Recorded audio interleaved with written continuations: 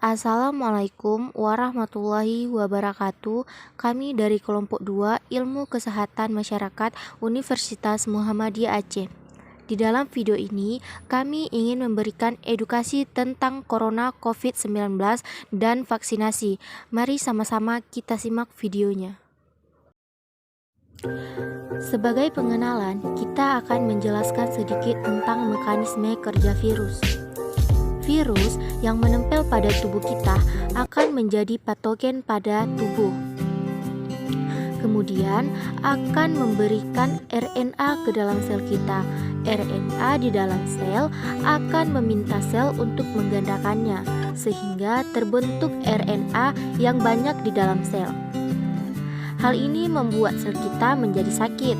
Kemudian, sel akan memberikan sinyal kepada tubuh untuk membentuk antibodi. Antibodi digunakan untuk membunuh virus tersebut. Proses ini membutuhkan waktu sehingga jika sistem imun kita tidak maksimal, maka kita akan memiliki gejala paparan virus pada COVID-19. Gejala yang timbul merupakan gejala COVID-19 untuk mencegah terjadinya paparan virus. Maka, salah satu cara yang paling efektif adalah pemberian vaksin. Vaksin merupakan produk biologis yang apabila diberikan kepada seseorang akan menimbulkan kekebalan tubuh spesifik secara aktif terhadap penyakit infeksi.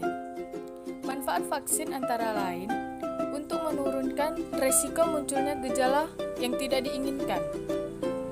Pembentukan herd immunity adalah terbentuknya imunitas tubuh secara alamiah dan dari sosial ekonomi dapat membantu masyarakat lebih produktif. Berikut merupakan konsep herd immunity. Yang pertama, ketika masyarakat tidak divaksin dalam kondisi sehat terpapar dengan yang sakit, maka masyarakat yang sakit akan bertambah. Yang kedua, ketika sebagian kecil masyarakat sudah divaksin dan terpapar dengan orang yang sakit, maka masyarakat yang sehat hanya sebagian kecil saja, yaitu masyarakat yang sudah divaksin. Dan yang ketiga, pada sebagian besar masyarakat yang sudah divaksin, jika terdapat paparannya, maka sebagian besar masyarakat bisa tetap sehat karena sudah terbentuk komunitas ilmiah atau herd immunity. Hal berikut adalah jenis vaksin. Vaksin yang pertama merupakan vaksin generasi pertama. Pada vaksin ini mengandung mikroorganisme hidup yang telah dilemahkan. Pada vaksin kedua mengandung makroorganisme yang telah dimatikan. Pada vaksin generasi ketiga mengandung vaksin rekombinan, salah satunya mengandung RNA. Mekanisme vaksin RNA: ketika kita divaksin, tubuh kita sudah terlatih untuk mengenal serat yang ada di virus dengan cara mengambil kopi RNA. RNA tersebut akan membentuk RNA atau RNA messenger yang akan masuk ke dalam sel dan memberikan perintah kepada sel untuk membentuk strike dari virus dalam jumlah yang banyak. Ketika hal ini terjadi, sistem imun akan memberikan sinyal untuk menghancurkan strike dan RNA dengan cara mengaktifkan antibodi. Hal ini menunjukkan bahwa sistem imun kita sudah dapat melawan strike dari virus tersebut.